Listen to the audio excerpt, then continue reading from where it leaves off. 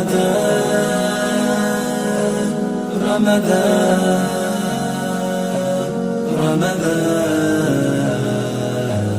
رمضان. بسم اللہ الرحمن الرحیم. الحمد للہ رب العالمین والصلاة والسلام علی سید المرسلین وعلی آلہ وصحبہ اجمعین. آج ہم یہ حدیث سے شروع کریں گے جس کا تعلق پچھلے باب ہی سے ہے،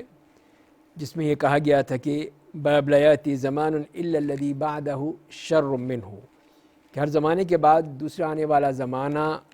اس سے بدتر ہوگا جو بعد میں آئے گا. اور اس میں انس بن مالک رضی اللہ تعالیٰ عنہ کی حدیث ہم نے پڑھی تھی. اور اب یہ حدیث ہے جو کہ امام بخاری لائے ہیں، اور اس کی روایت کی ہے ام سلمہ رضی اللہ تعالیٰ عنہ نے، ام المؤمنین. وہ فرماتی ہیں کہ استيقظ رسول اللہ صلی اللہ علیہ وسلم لیلة فزعا یقول سبحان اللہ ماذا انزل اللہ من الخزائن وماذا انزل من الفتن من يوقظ صواحب الحجرات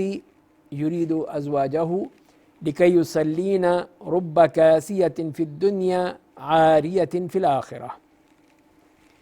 یعنی اس سے مراد یہ ہوئی کہ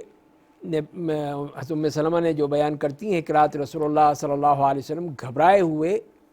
بیدار ہوئے اور فرمائیں کہ اللہ کی ذات پاک ہے، اللہ تعالیٰ نے کیا خزانے نازل کیے ہیں اور کتنے فتنے اتارے ہیں. تو ان حجرے والیوں کو کوئی بیدار کیوں نہ کرے کہ آپ کی مراد ازواج مطہرات سے تھی، کہ یہ جو آرام کر رہی ہیں، تاکہ یہ اٹھیں اور نماز پڑھیں. بہت سی دنیا میں کپڑے باریک پہننے والیاں آخرت میں برہنہ ہوں گی. تو یہاں پر جس حدیث میں جو بیان کیا گیا ہے کہ پہلی بات یہ ہے کہ نبی کریم صلی اللہ علیہ وسلم انتہائی گھبراہٹ میں اور اس طرح کی بے چینی کی حالت میں اٹھے ہیں. تو ظاہر ہے کہ جو کچھ آپ کو دکھایا گیا خواب میں کہ جو خزانے اترے تھے اور جو فتنے اترے ہیں ان کے بارے میں آپ کو بتایا گیا، اور اسی کے بارے میں آپ یہی کہہ رہے ہیں کہ سبحان اللہ. اور پھر آپ نے یہ فرمایا کہ کیا خزانے اور کیا وہ فتنے اترے ہیں. تو جہاں تک کہ خزانے ہیں تو یہ دنیا کے خزانے ہیں، مال کی کثرت ہے، مال کا وافر مقدار میں آنا ہے، مال ہی مال ہونا ہے. اور جو فتنے ہیں وہ فتنے ہیں جیسے کہ اس میں قتل و غارت ہے، خوف ہے، اور طرح طرح کی چیزیں ہیں. وہ سب جو ہیں اس میں اس کو کہا جاتا ہے. تو اس کے لیے پھر یہ کہا کہ یہ چیزیں جو ہیں وہ انسان کو فتنے میں ڈالتی ہیں. اور اسی حدیث میں پھر ہم یہ بھی دیکھتے ہیں کہ یہ اشارہ ہے کہ لوگ جو ہیں کس طرح مال کی کثرت جو ہے ان کو فتنے میں ڈال دے گی. یہی اصل سبب جو ہے بتایا جا رہا ہے. جسے ایک اور حدیث میں بھی آتا ہے کہ قیامت سے پہلے دریائے فرات جو ہے وہ اس میں ایک پہاڑ نکلے گا سونے کا، اور لوگ اس پہ پھر آپس میں قتال کریں گے، آپس میں لڑائی جھگڑیں گے، دنگا فساد ہوگا. تو مراد یہی ہوئی کہ یہی پیسہ، یہ مال و دولت اور یہ کثرت یہی فتنے کا سبب ہوتی ہے کہ ہر شخص اسی مال کے پیچھے بھاگتا ہے. آپس میں ان کی لڑائی جھگڑے ہوتے ہیں، فساد ہوتا ہے، قتال ہوتا ہے، بھائی بھائی کو مار ڈالتا ہے، اور پتہ نہیں کتنی اس میں خرابیاں پیدا ہوتی ہیں. سب وہ مال کی وجہ سے، اس دولت اور اس پیسے کی وجہ سے، کہ اس کی وجہ سے یہ چیز جو ہے وہ انتہائی خطرناک ہو جاتی ہے. دوسری بات جو ہمیں نظر آتی ہے اس حدیث میں کہ جو آپ نے فرمایا کہ کون ہے جو ان سونے والیوں کو، ان حجرے والیوں کو جگائے گا تاکہ وہ اٹھیں اور نماز پڑھیں. تو اس کا مطلب یہ ہے کہ یہ رات کو اٹھنا، تہجد پڑھنا،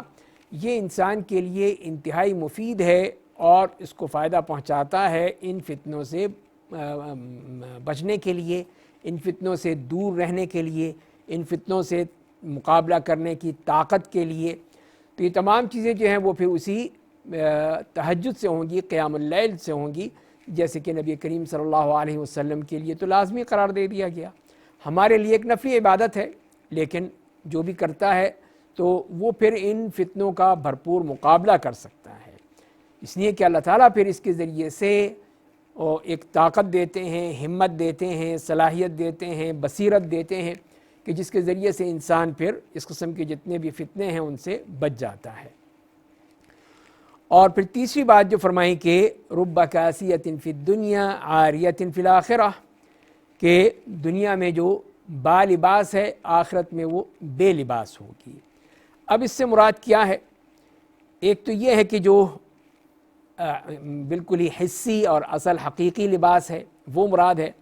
کہ جو بالکل ہی ایسے لباس پہنتی ہیں وہ خواتین، بالکل ہی جو باریک لباس ہوتے ہیں کہ وہ پہنا ہوا تو ہوتا ہے لیکن اس کا کوئی فائدہ نہیں، سارا جسم جو ہے وہ جھلک رہا ہوتا ہے، شفاف ہوتا ہے، اور ان کی اس طرح کی برہنگی ہو رہی ہوتی ہے، تو قیامت کے دن پھر وہ وہاں پہ تو بالکل ہی برہنہ ہوں گی۔ تو سب ہوں گے وہ، تو جیسے کہ حدیث میں آیا ہے کہ قیامت کے دن جو آئیں گے حفاتن عراتن غرلا، کہ ننگے پاؤں ننگے جسم بغیر کسی ختنہ کے، تو یہ سب لوگ وہاں پر آئیں گے اسی طرح۔ تو یہ ان کے لیے اور ایک اذیت کی باعث ہوگا ان عورتوں کے لیے جو اس طرح دنیا میں بے لباس ہوتی تھی۔ ایک اور مفہوم جو بیان کیا گیا ہے وہ اس معاملے میں کہ وہ اعمال یہاں پر تو اگر ان کے ہیں لیکن وہ اعمال ایسے ہوں گے جو اللہ کے یہاں قبول نہیں ہوں گے، تو وہ پھر وہاں آخرت میں جا کے بالکل ان اعمال سے عاری ہوں گی، وہ اعمال ہی ان کے بالکل ہی سب رد ہو چکے ہوں گے، برباد ہو چکے ہوں گے، ختم کیے جا چکے ہوں گے، ان کا کوئی عمل ہی باقی نہیں رہا ہوگا جو ان کے کام آئے۔ تو بہرحال یہ مختلف وہ ہیں، اصل چیز یہی ہے کہ جو فتنے کی طرف اشارہ کیا ہے کہ یہ فتنے جو ہیں وہ کثرت سے آئیں گے، اور اس میں سب سے بڑا فتنہ جو ہے وہ مال کا فتنہ ہے،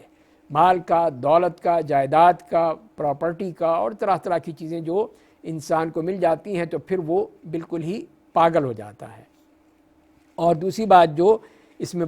بچاؤ کے لیے کہی گئی وہ یہ ہے کہ رات کو اٹھ کے نماز پڑھنا، تو وہ انسان کو اس کے لیے تیار کر دیتا ہے اور اس کی جو خواہشات نفس ہیں ان کو قابو میں رکھتا ہے۔ اس طرح وہ اپنے جسم پر، اپنی جان پر، اپنے اس پورے نفس پر قابو پانے کے قابل ہو جاتا ہے، اس کو اس کی صلاحیت حاصل ہو جاتی ہے کہ وہ اس طرح اپنے آپ کو بالکل ہی شیطان کے سپرد نہیں کرتا بلکہ خود ہی اس کا کنٹرول کرتا ہے اور اپنے آپ کو شیطان سے بچا لیتا ہے۔ تو یہ تو وہ حدیث ہے جو کہ ہم نے پچھلے باب سے پڑھی۔ اس کے بعد جو باب لاتے ہیں کہ جس میں فرماتے ہیں کہ نبی کریم صلی اللہ علیہ وسلم کا فرمان ہے کہ من حمل علینا السلاح فلیس منا، کہ جو ہم مسلمانوں پر ہتھیار اٹھائے وہ ہم میں سے نہیں ہے۔ تو اس میں کئی حدیث لائے ہیں، جس میں پہلی حدیث جو حضرت عبداللہ ابن عمر رضی اللہ تعالیٰ عنہما کی ہے، ان رسول اللہ صلی اللہ علیہ وسلم قال من حمل علینا السلاح فلیس منا، کہ آپ نے فرمایا کہ جس نے ہم مسلمانوں پر ہتھیار اٹھایا وہ ہم میں سے نہیں ہے۔ دوسری حدیث میں حضرت ابو موسیٰ الاشعری رضی اللہ تعالیٰ عنہ کی روایت ہے کہ نبی کریم صلی اللہ علیہ وسلم نے فرمایا ہے من حمل علینا السلاح فلیس منا، کہ جس نے ہم مسلمانوں پر ہتھیار اٹھایا وہ ہم میں سے نہیں ہے۔ تیسری حدیث جو حضرت ابو ہریرہ رضی اللہ تعالیٰ عنہ کی روایت ہے کہ نبی کریم صلی اللہ علیہ وسلم نے فرمایا ہے کہ کوئی شخص اپنے کسی دینی بھائی کی طرف ہتھیار سے اشارہ نہ کرے، کیونکہ وہ نہیں جانتا کہ ممکن ہے شیطان اسے اس کے ہاتھ سے چھڑا دے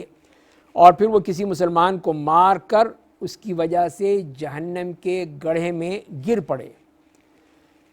اس کے بعد اگلی حدیث بھی آتی ہے اسی باب میں جو جابر ابن عبداللہ رضی اللہ تعالیٰ عنہما کی ہے، وہ فرماتے ہیں کہ مر رجل بسہام فی المسجد فقال له رسول اللہ صلی اللہ علیہ وسلم امسک بنصالها قال نعم، کہ فرماتے ہیں جابر ابن عبداللہ کہ ایک صاحب تیر لے کر مسجد میں سے گزر رہے تھے، تو ان سے رسول اللہ کریم صلی اللہ علیہ وسلم نے فرمایا کہ تیر کی نوک کا خیال رکھو، اس کی دھار کا، اس کی نوک کا، اس کا خیال رکھو۔ تو انہوں نے کہا کہ ہاں۔ اور ایک اور حدیث جو آتی ہے عمرو بن دینار روایت کرتے ہیں جابر سے کہ ایک صاحب مسجد میں تیر لے کر گزرے جن کے پھل باہر کو نکلے ہوئے تھے، یعنی اس کی جو دھار تھی، تیز جو نوکیلا حصہ ہے، تو انہیں حکم دیا گیا کہ ان کی نوک کا خیال رکھیں، وہ کسی مسلمان کو زخمی نہ کر دے۔ اس کے بعد ابو موسیٰ الاشعری کی روایت ہے کہ جس میں اسی مفہوم میں فرماتے ہیں کہ نبی کریم صلی اللہ علیہ وسلم نے فرمایا ہے کہ جب تم میں سے کوئی ہماری مسجد میں یا ہمارے بازار میں سے گزرے اور اس کے پاس تیر ہوں تو اسے چاہیے کہ اس کی نوک کا خیال رکھے، یا آپ نے فرمایا کہ اپنے ہاتھ سے انہیں تھامے رہے، کہیں کسی مسلمان کو اس سے تکلیف نہ پہنچے۔ تو یہاں یہ تمام احادیث جو ہیں وہ ایک ہی مفہوم میں ہیں۔ اس کے مختلف جو زاویے ہوتے ہیں اس پر ہم بات کرتے ہیں۔ تو پہلی تو بات یہی ہے کہ اس طرح ہتھیار اٹھانا، اور وہ بھی ایک مسلمان کے خلاف ہتھیار اٹھانا، یہ کبیرہ گناہوں میں سے ہے، اس لیے کہ جو آپ نے فرمایا کہ وہ من حمل علینا السلاح فلیس منا، ہم میں سے نہیں ہے۔ تو ظاہر ہے کہ اس طرح کی جو نفی آتی ہے، جیسے کہ اس حدیث میں آتا ہے کہ من غشنا فلیس منا، جس نے ہمیں دھوکہ دیا ہم میں سے نہیں ہے، بالکل اسی طرح ہی یہاں پر ہے وہ ایمان کی نفی ہے، نبی کریم صلی اللہ علیہ وسلم کی اقتداء کی نفی ہوتی ہے اس مقام سے، تو اسی لیے اس کو فرمایا کہ وہ ہم میں سے نہیں ہے۔ تو لہذا جو چیز میں یہ نفی آ رہی ہو تو وہ پھر کبیرہ گناہ ہو گیا، وہ کبیرہ گناہ ہو گیا، اس میں کفر تک تو نہیں پہنچا لیکن وہ کبیرہ گناہ ہو جائے گا، تو لہذا پھر وہ اس کو منع کیا گیا سختی سے۔ اس کے بارے میں یہ حدیث آپ نے سنی جو کئی صحابہ کرام سے منقول ہیں۔ اور پھر اس کو ہم کافر کیوں نہیں کہتے؟ وہ اسی لیے کہ قرآن کریم میں جو ذکر آیا ہے سورہ حجرات میں، وَإِن طَائِفَتَانِ مِنَ الْمُؤْمِنِينَ اقْتَتَلُوا، اگر مسلمانوں کے دو گروہ جو ہیں آپس میں قتال کرنے لگے مومنوں کے، تو ان کو مومن بھی کہا، کافر نہیں کہا، ان کو مومن کہا اللہ تعالیٰ نے، جبکہ وہ قتال کر رہے ہیں، آپس میں لڑ رہے ہیں ایک دوسرے سے۔ تو اسی لیے پھر ان کو جو بھائی بنایا کہ وہ بھائی ہیں آپس میں، اور انما المؤمنون اخوۃ آگے فرمایا ہے، تو اس سے ہی معلوم ہوا کہ یہ چیز جو ہے وہ کفر تک نہیں پہنچتی، یہ وہ ہے رہیں گے بھائی چارہ، لیکن اس میں غلطی ہو جاتی ہے، جیسے کہ صحابہ کرام کے درمیان جنگیں ہوئیں، وہ آپس میں لڑ پڑے اور ایک دوسرے کے خلاف سفارہ ہو گئے، یہ تاریخ کا ایک بہت ہی حساس قسم کا موضوع ہے۔ تو بہرحال ہم ان کے بارے میں تو کچھ نہیں کہہ سکتے، تو لیکن اب اس لیے کہ اللہ کے پاس ہیں، اللہ تعالیٰ جو ہے ان کے بارے میں بہتر فیصلہ ہے کہ ان سے اجتہادی غلطی ہوئی کہ انہوں نے ایک دوسرے کے خلاف ہتھیار اٹھا لیا اور اس میں لڑائی جھگڑا شروع ہو گیا، قتل و غارت شروع ہو گئی، تو اس میں اللہ تعالیٰ پھر ان کا فیصلہ وہ کریں گے۔ تلک امۃ قد خلت لہا ما کسبت وعلیہا ما اکتسبت، تو ظاہر ہے کہ وہ لوگ اب جا چکے ہیں، جو بھی ان کا معاملہ ہے وہ اللہ کے ہاں ہے۔ تو اسی طرح پھر یہ بھی اس میں جو ہتھیار اٹھانے کی بھی نفی آ گئی اور اس کو سختی سے منع کیا اور کبیرہ گناہ فرما دیا گیا۔ دوسری بات یہ ہے کہ جیسے کہ دوسری روایت سے معلوم ہوتا ہے کہ کوئی بھی کسی بھی ہتھیار سے اشارہ مت تک کرے، کوئی تیر ہے، خنجر ہے، چھری ہے، چاقو ہے، تلوار ہے، کوئی بھی ایسا تیز دھار ہتھیار ہے، اس کے ذریعے سے اپنے ایک بھائی کی طرف اشارہ کرنا، اس سے بھی منع فرما دیا۔ اور یہاں فرمایا کہ اگر ہو سکتا ہے کہ شیطان جو ہے وہ تمہارے ہاتھ کو چھڑا دے یا ہاتھ کو اس طرح استعمال کر دے کہ وہ کسی کو لگ جائے وہی تیز دھار، یا آج کل کے دور میں جیسے کہ پستول ہے، گن ہے، تو کتنی ہی دفعہ آپ دیکھتے ہیں، سنتے ہیں کہ پستول تھا، اچانک پستول چل پڑا، وہ اس میں وہ گولیاں بھری ہوئی تھیں، بھرا ہوا پستول تھا، ہاتھ میں صفائی کر رہے ہیں یا کچھ کر رہے ہیں، اسی میں ایک دم پستول چل پڑا اور سامنے جو بھی کچھ تھا وہ مارا گیا، بیوی بھی ہو سکتی ہے، بچہ بھی ہو سکتا ہے، کوئی اور شخص بھی ہو سکتا ہے۔ تو یہ چیز بھی کتنی خطرناک ہے کہ اس طرح اچانک چل جائے، یا وہ جس کو اس کا چلانا آتا ہی نہیں ہے اس کے ہاتھ میں دے دیا جائے، کوئی بچہ ہے تو وہ پھر اس کو چلا دے تو وہ پھر مار دے گا، انتہائی خطرناک ہو جائے گا۔ اور اسی طرح پھر یہ بھی جو آج کل کے اس دور میں ہوتا ہے کہ خاص طور پہ شادی بیاہ کے موقع پر جی فائرنگ ہو رہی ہے، گنے لا کر اور اس پہ دھڑا دھڑ جو ہے وہ فائرنگ کر رہے ہیں، خوشی منا رہے ہیں۔ تو یہ خوشی کا عجیب انداز ہے کہ اس طرح فائرنگ کر کے اور لوگوں کو پریشان کرنا، ایک تو اس کی آواز بھی جو ہے وہ رات کو جب گونجتی ہے تو انسان ایک دم خوف زدہ ہو جاتا ہے۔ دوسری بات ہے کہ اوپر کی طرف کرتے ہیں تو اوپر کہیں کسی بالکنی میں کوئی شخص کھڑا ہے، کوئی مرد ہے یا عورت ہے یا بچہ ہے، وہ اس طرح ہوتا ہے کہ کتنی دفعہ اس قسم کی جو گولیاں آتی ہیں، فائر آتے ہیں اور لوگ مر جاتے ہیں۔ تو یہ کتنی خطرناک بات ہے کہ اس طرح کیا جائے، جو کہ انسان کے لیے انتہائی خطرے کی بات ہے، اور اسی لیے سختی سے اس کو منع کیا گیا کہ کوئی بھی چاہے وہ جان بوجھ کر رہا ہو یا ہنسی مذاق بھی کر رہا ہو تو وہ بھی جائز نہیں ہے کہ ہنسی مذاق میں اس طرح کا کھیل کھیلا جائے اور پھر وہ اس کے ہاتھ سے مارا جائے، اور پھر وہ جیسے فرمائے کہ فَيَقَعُ فِي حُفْرَةٍ مِّنَ النَّارِ، پھر وہ جہنم کے کسی گڑھے میں گر جائے، وہ اسی لیے کہ اس نے جب زیادتی کی، اور ایک چیز جو کھیلنے والی نہیں ہے، جس کا کھیلنے سے کوئی تعلق نہیں ہے، وہ تو استعمال کی چیز ہے کہ اس سے آپ جو ضروری چیزیں ہیں وہ کاٹتے ہیں، اس کو استعمال کرتے ہیں، اس سے ہرگز مطلب یہ نہیں ہے کہ اس سے کسی سے اشارہ کیا جائے یا اس کے ذریعے سے کسی کو مارا جائے۔ اسی طرح کوئی بھی چیز ہو سکتی ہے، تاکہ جیسے کہ اب گاڑیاں کا ہی ہے، گاڑی لوگ بیٹھے ہوئے ہیں اور آپ ان سے مذاق کرتے ہوئے ان کی طرف بڑھا رہے ہیں، اور خدا نخواستہ آپ کے جو وہ ایکسیلیٹر پہ پاؤں آ جاتا ہے اور وہ دب جاتا ہے پیٹرول، اور پھر اس طرح ایک دم گاڑی جو ہے وہ ان لوگوں کو رونتی چلی جاتی ہے، تو بتائیے کہ پھر کتنا بڑا نقصان ہو گیا۔ مذاق ہی مذاق میں کس طرح آپ نے لوگوں کی جانیں لے لی۔ تو یہ تمام وہ چیزیں جو کہ اس طرح ہوتی ہیں، ان سب کے لیے سختی سے منع کیا گیا۔ پھر باقی احادیث میں بھی اس بات کی طرف اشارہ کیا گیا کہ جو تیر ہیں، تیر ان کو چلتے ہوئے اس طرح اٹھایا جائے کہ ان کی نوک جو ہے وہ نہ آگے کی طرف ہو نہ پیچھے کی طرف ہو۔ آگے ہوگی تو آگے کوئی شخص ہے اس کو چبھ سکتی ہے، پیچھے کریں گے تو پیچھے کوئی شخص آ رہا ہے آپ کے تو اس کو چبھ سکتی ہے۔ اس کا طریقہ یہ ہے کہ اس کا جو بھی تھیلا ہے یا جس چیز میں بھی ہے وہ اس کا حصہ اوپر کی طرف ہو، اور اسی لحاظ سے پھر کوئی عصا ہے، ڈنڈا ہے، لکڑی ہے، سوٹی ہے، یا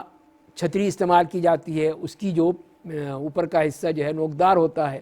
وہ ہے، اس کو اگر آپ بغل میں دبائیں گے تو اس کا جو نوکیلا حصہ ہے وہ پیچھے طرف ہوگا اور پیچھے کوئی آنے والا ہے اس کو چبھ سکتا ہے۔ الٹا کریں گے تو سامنے جو آ رہا ہے اس کو چبھ سکتا ہے، اس کے بجائے اس کو سیدھا رکھا جائے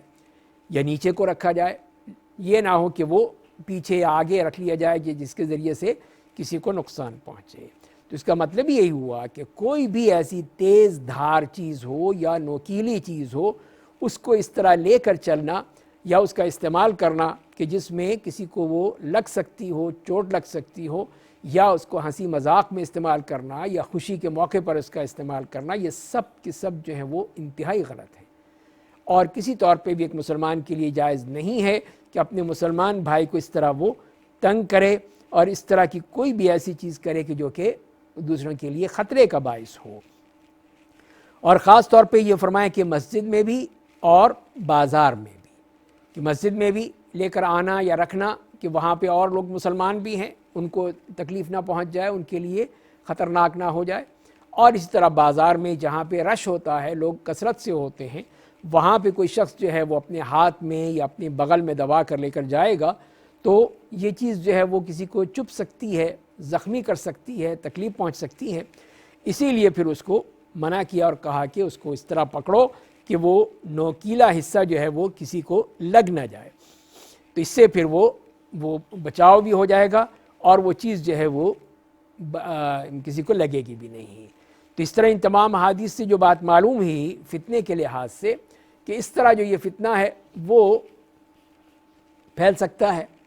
اور اس کی سبب کیا ہے؟ یہی ہتھیار کا غلط استعمال ہے۔ اس لیے کہ ہتھیار جو ہمیں دیا گیا ہے یا بنایا گیا ہے وہ دشمن کے لیے ہے،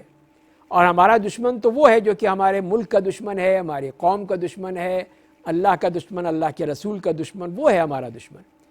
ایک مسلمان بھائی تو میرا دشمن نہیں ہے، اس کو میں کیوں اس طرح ڈراؤں یا اس کو میں قتل کروں یا اس کی طرف اشارہ کروں یا اس کو میں مذاق میں ہی یہ چیز اس کی طرف میں دکھاتا رہوں؟ تو یہ چیز انتہائی غلط ہے، اسی سے سختی سے منع کیا گیا ہے۔ تو لہذا پھر یہیں سے فتنہ پیدا ہو جاتا ہے کہ جب آپس میں مسلمان جو ہیں وہی ہتھیار لے کر آ جاتے ہیں، اور ان کے لیے جیسے حدیث آئے گی کہ وہ والقاتل و مقتول کلاہما فی النار، دونوں ہی جہنمی ہیں۔ پھر جو قاتل ہے اس لیے کہ وہ بھی مارنا چاہ رہا ہے، اور مقتول جو ہے وہ بھی مارنا چاہ رہا تھا، دونوں ایک دوسرے کے قتل کے درپے تھے، ایک اس میں کامیاب ہو گیا اور ایک ناکام ہو گیا۔ تو مطلب یہی ہوا کہ پھر وہ دونوں ہی کی نیت یہ ایک ہی تھی کہ دوسرے کو قتل کرنا چاہتے تھے۔ تو لہذا ہتھیار کا یہ استعمال جیسے میں نے عرض کیا کسی طور پہ بھی جائز نہیں ہے، اور پھر اس کے ذریعے سے جو فتنے پیدا ہوتے ہیں، انتشار پیدا ہوتا ہے، امن و امان ختم ہو جاتا ہے، اور اسلام نے اس کی بہت ہی سخت تائید کی ہے اور تاکید کی ہے کہ امن و امان برقرار رہنا چاہیے۔ کسی قسم کے فتنہ پردازی کرنا اور اس قسم کی حرکتیں کرنا اور اس میں انتشار پھیلانا قتل و غارت کرنا، یہ ایک مسلمان معاشرے میں اس کی اجازت نہیں ہے، سختی سے اس کو منع کیا گیا ہے۔ تو لہذا پھر یہ کیسے ہو سکتا ہے کہ وہاں پہ ہتھیاروں کی نمائش ہوتی ہو اور لوگ فائرنگ کر رہے ہیں، کہیں وہ خوشی کے معاملے میں ہیں، کہیں کسی معاملے میں ہیں۔ تو یہ تمام چیزیں جو ہیں یہ ایک فتنے کو برپا کر سکتی ہیں، اور لوگ جو ہیں پھر وہ اس کی پرواہ کیے بغیر جب اس قسم کی حرکت کریں گے تو پھر یہی چیز جو ہے وہ ان کو کے لیے انتہائی خطرناک ہو جائے گی۔ تو یہ خاص طور پہ یہ بھی ہم دیکھتے ہیں کہ بعض علاقوں میں بعض قبائل ہیں، تو جیسے جاہلیت میں تھا عربوں کے ہاں، یہ تلوار، تیر، یہ تمام چیزیں جو ہیں وہ ایک طرح ان کے ساتھ ہوتی تھیں، ان کے لباس کا حصہ ہوتی تھی۔ آج بھی بعض لوگ ایسے ہیں جو اس طرح کا لباس پہنتے ہیں، بعض ملکوں میں کہیں خنجر ہے جس کو وہ خاص طور پہ ان کے لباس کا حصہ ہوتا ہے، کہیں پہ تلوار کو اس طرح استعمال کیا جاتا ہے۔ تو بہرحال یہ تمام چیزیں ہیں، اگر وہ کسی صرف لباس کی حد تک ہیں تب تو ہم کچھ نہیں کہہ سکتے، لیکن اگر وہ اس طرح استعمال میں آ جائیں، ہاتھ میں آ جائیں، اور اس کے ذریعے سے پھر قتل و غارت شروع ہو جائے اور لوگوں کو ڈرانے دھمکانے کی باتیں شروع ہو جائیں، یا اس کے ذریعے سے قتل و غارت شروع ہو جائے، تو یہ چیز جو ہے یہ انتہائی خطرناک ہے، انتہائی افسوسناک بھی ہے، خطرناک بھی ہے، اور پھر مسلمان اس سے تباہی اور بربادی کی طرف چلے جاتے ہیں۔ تو ہم یہی دیکھتے ہیں ہمارے اس معاشرے میں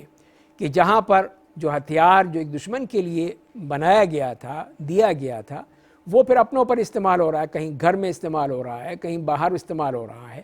اور پھر کہیں ڈرانے کے لیے، دھمکانے کے لیے۔ تو اس میں یہی خطرہ ہوتا ہے کہ اگر جیسے نبی کریم صلی اللہ علیہ وسلم فرمایا کہ ہو سکتا ہے شیطان جو ہے وہ تمہارے ہاتھ کو حرکت دے دے، اور پھر تمہارے ہاتھ سے وہ پستول کی گولی چل پڑے، فائرنگ ہونی شروع ہو جائے، یا کوئی اور تیز دھار چیز ہے، چاقو ہے، چھری ہے، اور خنجر ہے، تلوار ہے، نیزہ ہے، جو بھی ایسی چیزیں ہیں وہ کہیں چل پڑیں اور تم نے پھینک دو اور وہ جا کے کسی مسلمان کو لگ جائیں، تو پھر اس کا کیا بنے گا؟ تو یہی اسی چیز کی دلیل ہے کہ ہمیں اس بات کا خیال رکھنا چاہیے کہ ان ہتھیاروں کا جو صحیح استعمال ہے اسی کو کیا جائے، غلط طریقے سے استعمال کرنا، غلط طریقے سے اس کو اٹھانا، اشارہ کرنا، کھیل کود میں استعمال کرنا یا مذاق میں استعمال کرنا، یہ تمام چیزیں جو ہیں اس کو سختی سے نبی کریم صلی اللہ علیہ وسلم نے منع فرمایا، اور یہ کہا کہ من حمل علینا السلاح فلیس منا، وہ ہم میں سے ہے ہی نہیں، یعنی وہ اسلام میں سے نہیں ہے، یا ہمارے طریقے کے مطابق نہیں ہے، تو اس کو ایک فاسق و فاجر تو کہا جا سکتا ہے، کافر نہیں کہا جا سکتا، جیسے کہ میں نے ابھی عرض کیا آپ کے سامنے۔ تو لہذا پھر وہ انتہائی خطرناک ہے، کبیرہ گناہ ہے، کبیرہ گناہ ہے کہ اس طرح کی بات کی جائے، اور پھر وہ اس طرح کے جو ہتھیار ہیں ان کو استعمال کیا جائے، لہذا ان کو سختی سے منع کر دیا گیا۔ تو اسی لیے معاشرے میں اس فتنہ فساد کو بچانے کے لیے یہ احادیث جو ابھی ہم نے پڑھی ہیں کہ جس میں اس کو ہر قسم کے استعمال کو سوائے جو اس کا اصل استعمال ہے، ہر قسم کے استعمال سے منع کر دیا گیا۔ تو یہ ہمیں خیال رکھنا ہے تاکہ اس معاشرے کو محفوظ رکھا جائے، اور اس میں قسم کی کوئی بھی افراتفری، انتشار، قتل و غارت اور دنگا اور فساد کوئی چیز ایسی نہ ہو۔ اللہ تعالی ہمیں محفوظ رکھے اور ہمیں اس بات کی توفیق عطا فرمائے کہ ہم جو نبی کریم صلی اللہ علیہ وسلم کی تعلیمات ہیں اس کے مطابق ہی ہم اپنی زندگی بسر کر سکیں۔ وآخر دعوانا ان الحمد للہ رب العالمین۔